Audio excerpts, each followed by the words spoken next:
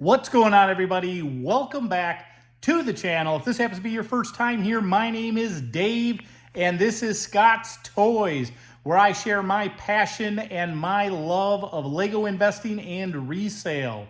Today, we're going to go ahead and do two things. First off, I'm going to go ahead and show you a haul, which, as you can see, I've got some large stack of boxes here. So I'm going to share with you some of my, I guess they're calling it early Black Friday sale deals. So I'm going to share that with you, as well as talk a little bit about an Amazon FBA issue that has crept up for me. And I want to share that to get that information out there and see if it's anything any of you have encountered before, or at least make you aware that this is something that can happen. So with that, let's go ahead and get into this haul. So as you can see, I've got a ton of boxes here. These are actually duplicates. I've got other ones of these that I've already opened, and we're gonna go ahead and start by sharing some of these. So here we go. First set that I ended up ordering is 10777 Mickey and Minnie's Camping Trip, apparently by the box. This one I ordered from Amazon, and I don't think it was a huge sale. I wanna say I got it for 20, maybe 25% off, but I was able to order in quantity, and this is one of the items on the 2023 retirement list. So fingers crossed, I'm hoping that this one is one that I can actually bring out in the 2024 calendar year and get a little bit of profit on that. So that's the first one. Next up, we've got the Lego 21184, the bakery. These ones were 25% off. I got these from Amazon as well. However, when they usually get around 25% off, Amazon has stricter limits on the sets. And so I was only able to get 3 of these. Not a whole lot. However, I do already have a bunch of these from last year or the year before where I made some purchases. So I figure for that kind of a discount, since it's on its way out as well, again, also on the 2023 retirement list. And I think that holds true of nearly everything that I have right now. So that ended up adding to a position that I already had in the set. I also think that the characters in that one are really nice and unique. Next up is a set that I wasn't quite sure about, but I decided to pull the trigger on because of the theme around it. Now, these ones don't have any minifigs in them because they are Technic sets. However, they are Monster Jam sets. So here you can see we've got the Lego 42134, the Monster Jam Megalodon. I ended up getting a bunch of these. Again, I think that was an Amazon purchase. Those they had at, like, I want to say it was $15.99 or $14.99, so 25% off, somewhere in that ballpark. But I was able to order them in quantity. I also got the El Toro, same deal on that one. And lastly, this one I struggled with a little bit more. It's Gravedigger. Now, Gravedigger is by far the more popular of all 3 of those. However, Gravedigger, I think, was at MSRP. So that one I paid $20 for. All 3 are on the retirement list this year. The Gravedigger I wanted to roll the dice on a little bit more. It's been out of stock a lot longer than the other ones, and so I felt like it was probably an okay purchase. Again, only time will tell on these folks. Let's see. I've got to open up another box to be able to show you. One second. Okay, box is open now.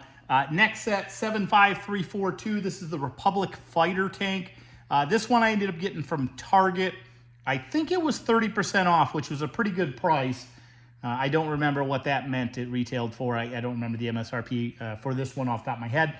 However, I do have a small but moderate maybe position in these. It's not nearly as many as I would like on the retirement list. I could only order 3, but I did end up getting, I think I ended up doing 2 orders of those if I recall. So I did get a little deeper position in that one. I'm happy about that. This next one I actually don't think is on the 2023 retirement list, and that is the Sonic Ideas set, not to be confused with all the new Sonic sets. But I really am excited about these. I think this one popped up at Best Buy for 25% off. So instead of the MSRP of $80, I got it for $60. It let me go 5 deep into those. And I don't have nearly the position in those that I wish I did, because I think that set's going to perform very well. So keep an eye out for those if you can. And I think that's pretty much it for today's haul. Let me go sit down so you're not staring at a shaky cam, and let's talk about my second item that I wanted to talk about, which is the Amazon FBA deal. Okay, we're back at the table. I know we've got an echo upstairs, but this is really just what's most convenient for me to record today. Amazon FBA. So I had a return that said product didn't match website description, which is fine. I've had that before, and I just assume it's basically like a default message that people choose. However, this particular item, I also ended up getting an inauthentic claim.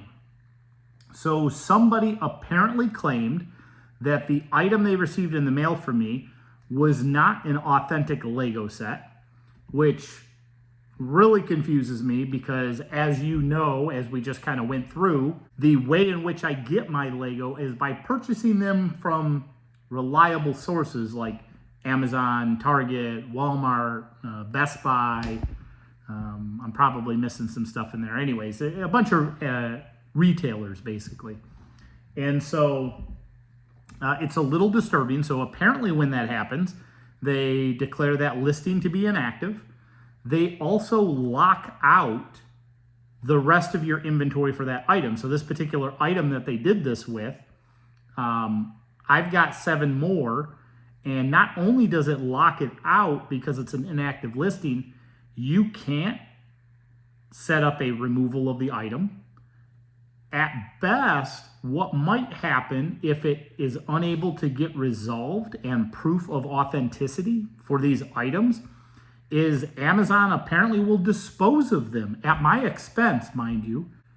And it's kind of crazy. So in this regard, it's going to be kind of confusing on how I can satisfy this. Because of the Lego investing space and the way in which the business model works is that you buy a set, you sit on it for multiple years, and then you bring it to market. Well, in this particular case, when you get an inauthentic claim, apparently they require that you provide proof of invoice purchase within the last 365 days, which, as I just stated, is very challenging when you're working with inventory that is as old as I have. And so I do have receipts for these items, but they are not within that 1-year window.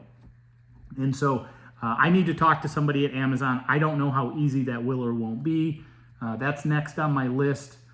But it's kind of unfortunate. I think it may be a misunderstanding. I obviously I don't have, knowingly I don't have any inauthentic counterfeit type items or anything along those lines. But I think maybe what threw the red flag is this is the first time that I pre-boxed my items. And when I pre-box the items, and I do it so that small items or delicate boxes don't get crushed and damaged so that the end customer's happier. But I use just standard either white or brown cardboard boxes. I put the item in there. I write the set number on the outside, and I put the barcode on the outside and tape it shut. And so inside, obviously, is the original Lego box, which also has the Amazon barcode on it as well, just in case for some reason it gets opened. I don't lose track of what's out there. But I'm wondering if what happened is somebody opened their box and saw there was a set number written on it with a barcode on the bottom and said, oh, this is not what was described. This doesn't look anything like what I ordered, and raised a red flag without opening that outer box. So I don't really know how to get in front of that. I'm hoping that when I talk to someone from Amazon, they can point me in a direction of how to deal with this particular scenario. It really kind of saddens me to think that I think I've got 7 items locked up. And so because of this, there's a possibility that those 7 additional sets that I have might just be thrown out and disposed of, and I'll get nothing for it. And as a matter of fact, I'll probably have to pay Amazon because they've got to pull those items down to dispose of them. Something about it just feels really wrong, and I don't know how to combat it without talking to somebody on a personal level to explain to them the way that this works. So with that, a really interesting piece of information. I didn't know that was a thing. I guess it makes sense, but I'm really curious if any of you have experienced that before, or if you've heard about somebody who's experienced it. Let me know in the comments below if it is something that you've dealt with or know about, and if you've resolved this in the past, let me know what you've done there. So that's all I got for today. I've got one more video that I'm hoping to get shot today and maybe even edited. We'll see how ambitious I am, which is another Was I Scammed episode. So last week you saw a Was I Scammed episode 1, which is the name that I think I've kind of locked down on. And it actually worked out okay. I was pretty happy with it. Episode 2, I don't know yet because I haven't opened that box. We will see. I've got another one coming. But beyond there, it's going to be prone to what comes back to me from Amazon. I don't know. Honestly, I've gotten over the return thing. That's not bugging me. And it's crazy. It's like just when you start getting yourself backed up, it's like you get kicked again. And now this inauthenticity claim really just has my mind running in loops. It never ends, folks.